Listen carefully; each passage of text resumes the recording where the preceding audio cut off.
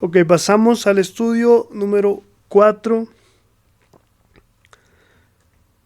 que se llama Elegir siempre dar gracias por otros cristianos. Y voy a empezar con una cosa controversial, no sin antes decirles que estamos viendo el estudio 6, elegir otros cristianos en mi vida. Y esto es bien importante porque este punto 4 va a dar la entrada a toda la bendición que son los cristianos en mi vida.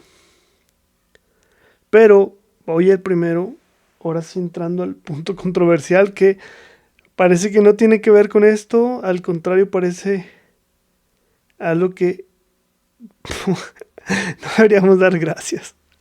Pero vamos a entender por qué yo le puse elegir, siempre dar gracias por otros cristianos, obviamente gracias a Dios. Así que lo que les voy a contar, estos son hechos basados en historias reales de mucha gente, discípulos, gente creyente que ha tenido un muy buen crecimiento y que sirvieron a Dios pues en un buen tiempo y incluso años y que deberían estar pegándole bien duro. Sin embargo, estos discípulos son gente que se ha alejado y que me han dicho que ellos no se vuelven a parar en una iglesia. Y ahí dices como que, caray, ¿qué pasa? Bueno, el énfasis es que vamos a hablar de estos discípulos, los voy a englobar todo en general, pero son diferentes cosas que les ha pasado a varios, ¿no? Pero al final de cuentas es un patrón de un mal liderazgo que quizá era buen, que sí, quizá es un buen liderazgo ahorita o por mucho tiempo fue buen liderazgo, pero tuvo sus momentos de falla. Y voy a empezar con algo que es un patrón que le pasó a la gente. Chequen. Teníamos ahí a discípulos varios y les ha pasado que tenían idolatría. Esto es lo parte general. ¿Qué tipo de idolatría? Pues unos querían estudiar que una carrera y se vuelve idólatra porque desenfocan de servir a Dios y todo lo que están haciendo por buscar estudiar la carrera, otros por el noviazgo y por querer ahora sí que ligarse a una persona y por enamorarse de una persona. Así no, son varias cositas así. El problema es que su verdadero problema es que quitaron quitaron su primer adiós, perdón, otra vez dije lo mismo. Ahora sí que quitaron su primer amor, que tiene que ser Dios, por estos otras cosas secundarias, importantes, muy importantes.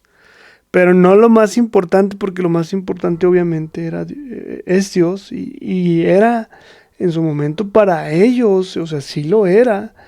Y terminaron pues dejando a Dios en sus corazones. Y luego, con esta idolatría, Dios permite que el diablo los ataque. Y ahí es el detalle. El diablo los ataca y en estos ataques pues les fue gravemente su herida, que están en una actitud de que ellos creen en Dios, ellos quieren servir a Dios, pero ellos no se pararían en una iglesia porque sus líderes los atacaron de tal forma que quedaron muy, muy lastimados. Y les digo, fueron buenos líderes, quizá sí, ahora siguen siendo mejores líderes, pero en ese breve momento fueron instrumentos malísimos del diablo, pésimos líderes. Y muchos dirán, es que yo no voy a dar gracias por ellos. No, estoy de acuerdo en que no sé gracias por ellos en el aspecto de que hay que elegir siempre dar gracias a Dios. ¿Qué elegimos? Elegimos saber con quién, por qué, y ahí es donde ya entro al punto número 4. Pablo dijo, no ceso de dar gracias por vosotros. ¿Pero qué? ¿Por qué no cesa de dar gracias a Dios por los cristianos, Pablo? Por vuestro amor, que Él escuchó para con todos los santos. Ya hay una, ahora sí que condicionante. Ya hay algo, el cual está moviendo a Pablo a dar gracias a Dios. Y este es quiero entrar en esta parte dando que tenemos que entender o tenemos que conocer que el punto más fuerte de motivación para un cristiano es saber, conocer lo que Dios Padre, Jesús y el Espíritu Santo están haciendo en sus vidas de acuerdo a los puntos que hemos visto en los estudios 2, 3, 4 y 5. O sea, lo que ya hemos visto desde Efesios 3 al 15, creo. Todo eso vimos, toda la obra del Espíritu Santo. Sin embargo, ya se hace experiencia en la vida de los cristianos, los creyentes, que están ahora sí que amando a otros creyentes en el amor de Dios. No tiene que nada que ver con el amor romántico. Y ahora sí, estos cristianos, su andar, su experiencia, su historia va a darnos una fuerza bien grande. ¿Qué es lo que más nos fortalece, nos motiva, nos levanta? Es ver a otros cristianos pasar la prueba y tener victoria y tener recompensa grande en cosas que nosotros tal vez estamos pasando por lo mismo, y a la misma vez nos da mucha fuerza el ver que otros están pasando por algo que yo ya pasé y le compartes tu experiencia y le das fuerza y ves cómo tiene victoria en esas pruebas. Y ahí es donde nos levanta tanto en seguir, en continuar. Acuérdense que Pablo escribe todo esto desde la cárcel y él tiene la fuerza para seguir predicando, seguir emocionado, seguir motivado, enamorado de Dios y orando por ellos para que realmente sigan conociendo a Dios, sigan, que es lo que vamos a ver más adelante, para que sigan viendo su poder, para que está fuerte, es fuerza para la vida. E incluso a otros que no son creyentes los lleva a creer en Dios al escuchar tu historia y dices, wow, fuerza potente. Y checa lo que dice Primera de Tesalonicenses 1:2. Siempre dando gracias a Dios por vosotros, haciendo memoria de vosotros en nuestras oraciones. ¿De cuáles vas a estar orando? Para dar gracias por ellos y para que sigan creyendo, creciendo y dándole, pues es los que están mostrando el amor de Dios.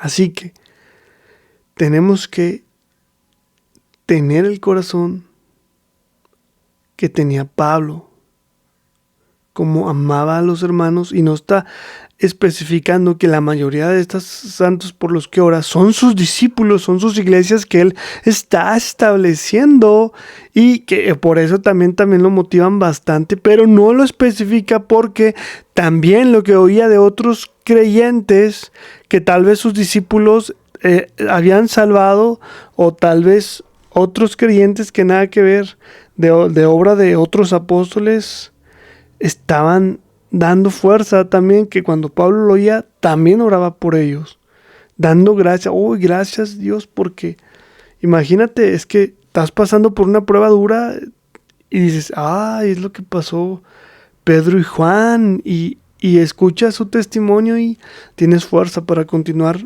con tu prueba, sabiendo que ellos mismos también pasaron la prueba y les trajo mucha bendición y recompensa de parte de Dios aquí en la tierra, y que también, ya lo hemos hablado, que habrá recompensa en los cielos. Entonces estamos bien, ¿no? Estamos muy bien motivados, dando gracias por estos cristianos que están pasando por pruebas, pero a la misma vez están mostrando y compartiendo su amor de Dios a otros y ha llegado hasta nosotros que nos alimenta y nos da bastante fuerza. Y tenemos que tener cuidado con uno de los actitudes que Dios desaprueba por completo y es el ejemplo del hijo pródigo, no el hijo pródigo sino su hermano. Porque recordando el hijo pródigo pide su herencia hablando como que para mí estás muerto, es una ofensa grave hacia el padre, es tanto para apedrearlo y que fuera desvivido, que era la ley de los judíos antes.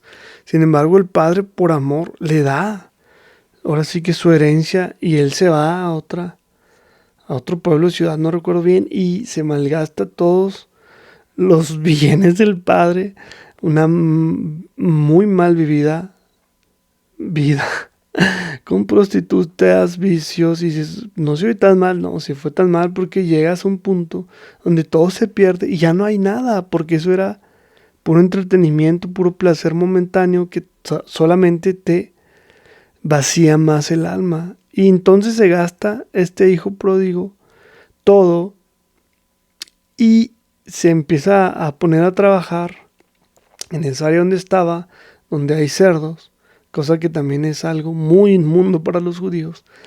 Entonces, en otras palabras, está hablando de que esta persona está viviendo en una inmundicia y ve cómo los cerdos comen y él tiene hambre tanta que quiere quitarles de su comida, que es puro desperdicio para comer él. Y recuerda que su padre tiene trabajadores, que ellos no pasan nada de hambre, que tienen suplidas sus necesidades y ¿sabes qué? Estoy pasando hambre, no veo por qué estar aquí, voy a ir a la casa de mi padre, voy a pedir perdón y voy a pedir que me dé trabajo porque ya no soy digno de ser llamado su hijo. Y sí, o sea, él actuó muy mal y le ha ido muy mal. Entonces regresa con su padre y él quería pues pedirle que lo tomara como un siervo. Y que es la sorpresa es que su padre lo recibe con amor, abrazándole, le pone anillo, vestido, le hace una fiesta y le pone lo mejor, el mejor vestido, el mejor anillo y fiesta porque su hijo que él lo tomaba como muerto ha resucitado. Entonces, ¿qué pasa? Llega el hermano legalista, por así decir legalista, dando a entender o conectándolo con este mal liderazgo que mencioné al principio, donde se enoja, con el padre se enoja y dice, yo no voy a entrar a la casa, porque ahí está tu hijo, le estás dando todo cuando él fue y se malgastó la herencia y todavía llega aquí y le das todo y parte de lo que estaba ahí era herencia de él, también en parte. Porque obviamente pues el padre sigue multiplicando las cosas ahí. O sea, mucho hay más. Pero la actitud de este hermano es enojo contra el padre. Fíjense, el enojo contra el padre porque él nunca ha tenido, ahora sí que este tipo de gestos según él, que no se ha hecho ninguna fiesta, que no ha matado ningún becerro gordo, engorda, o sea, becerro en engorda de lo mejor para poder hacer una fiesta de lo mejor con sus cuates. Entonces, él tiene no solamente envidia, enojo, incluso una actitud de desprecio y odio tanto al padre como al hijo, por lo que está haciendo su padre, que está recibiendo a su hijo, que se ha arrepentido del estilo de vida que había llevado. Y vamos a verlo en Lucas 15, 27 al 32. No vamos a leer todo, solamente la parte del hermano. Dice, él le dijo, tu hermano ha venido y tu padre ha hecho matar el becerro gordo por haberle recibido bueno y sano. Versículo 28. Entonces se enojó y no quería entrar. Salió por tanto el padre y le rogaba que entrase. para que también recibiera a su hermano. Mas su corazón no estaba en la familia, sino estaba puesta en su propio ego, en su propio yo, en su interés, en su herencia que le están quitando para darle a este que ya había gastado la suya. Y dice el 26, mas él respondió, dijo al padre, he aquí, tantos años te sirvo, no habiéndote desobedecido jamás y nunca me has dado ni un cabrito para gozarme con mis amigos. Pero cuando viene este tu hijo, que ha consumido sus bienes, tus bienes, con rameras, has hecho matar para él el becerro gordo. Versículo 31. Él entonces dijo, hijo, tú siempre estás conmigo y todas mis cosas son tuyas. Chequen el dato, chequen el dato. Mas era necesario hacer fiesta y regocijarnos porque este tu hermano era muerto y ha revivido. Se había perdido y es hallado. Que está dando a entender al Padre prácticamente es todo lo que está aquí es tuyo. Tú puedes hacer esa fiesta cuando quieras. No tienes por qué estar esperando que yo haga la fiesta para ti. Todas las cosas son tuyas. ¿Qué está dándonos a entender? Es, te has pasado trabajando para buscar algo que ya es tuyo. Y este es el legalismo. Y esta es la actitud de estos pastores que hablamos antes que están diciendo, es que nosotros tenemos que hacer para recibir bendición. Cuando es, no, estamos bendecidos para poder servir más a Dios. Que es completamente lo contrario. No trabajamos por un sueldo, recibimos toda la bendición para poder trabajar y vamos a seguir recibiéndola para poder trabajar para Dios. Ahora, si tú las usas como el hijo pródigo y las desgastas, pues van a perder y no van a poder regresar hasta que regreses otra vez con Dios el Padre, a que Él te bendiga para que realmente puedas.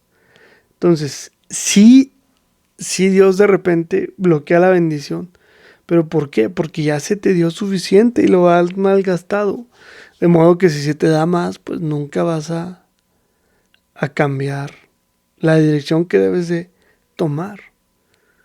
Sin embargo, también estás mal si tú estás buscando trabajar para recibir. Ahora vamos a entender el punto. No se trata de que yo solo trabajo para tener herencia en los cielos, no.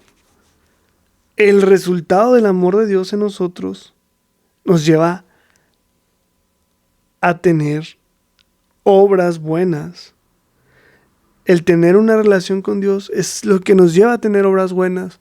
Por lo tanto, nos lleva a servirle y ese servicio se vuelve efectivo. Porque Dios lo bendice, porque lleva el amor de Dios completamente marcado.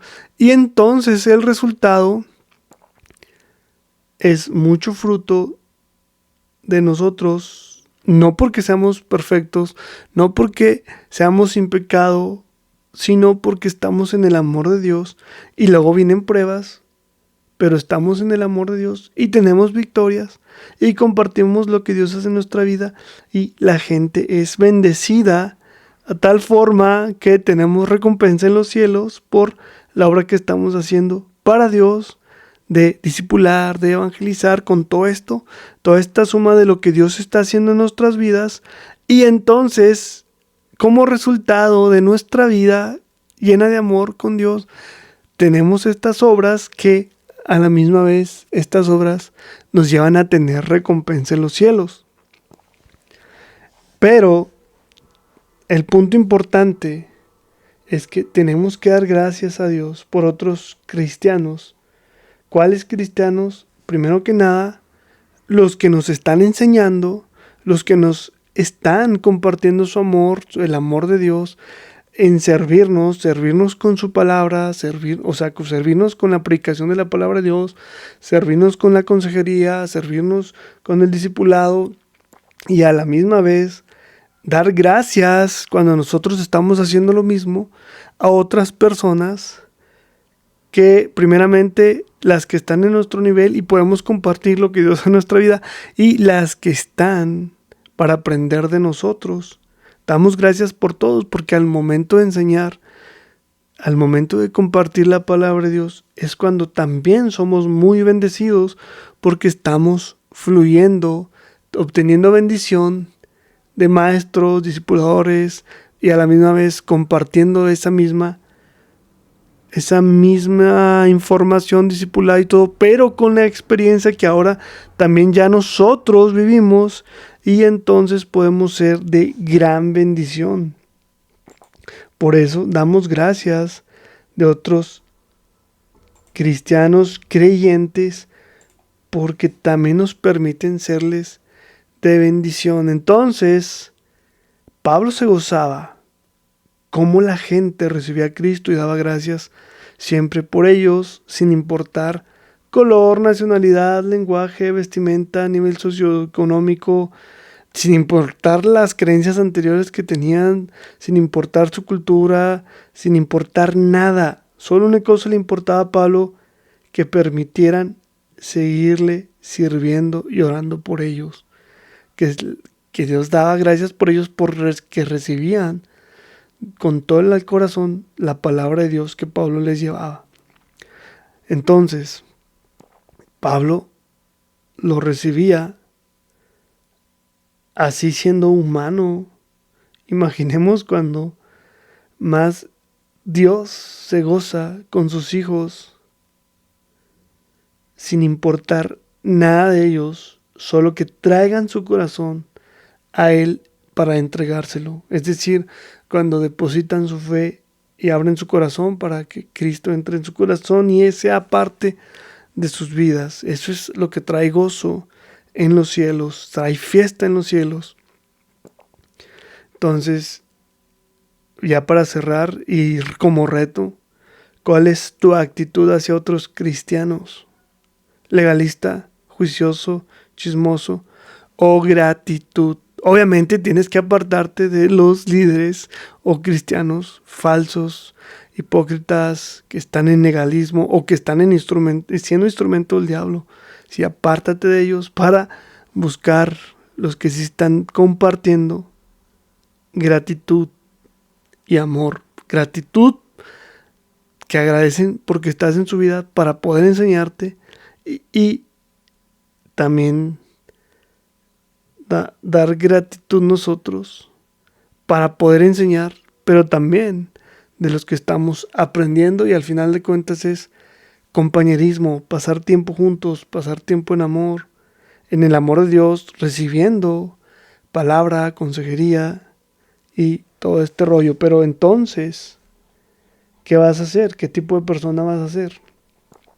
¿Los que eligen siempre dar gracias a Dios por otros, o los que no y se la pasan juzgando, chismeando a espaldas y hablando ahí? Y me ha tocado ahí viendo pastores hablando bien mal de otros creyentes en lugar de dar gracias porque están ahí para recibir palabra y poder cambiar todos sus errores, porque hay pecados que sí afectan a los demás. Entonces, ahí les dejo el reto y pasamos al punto número 5.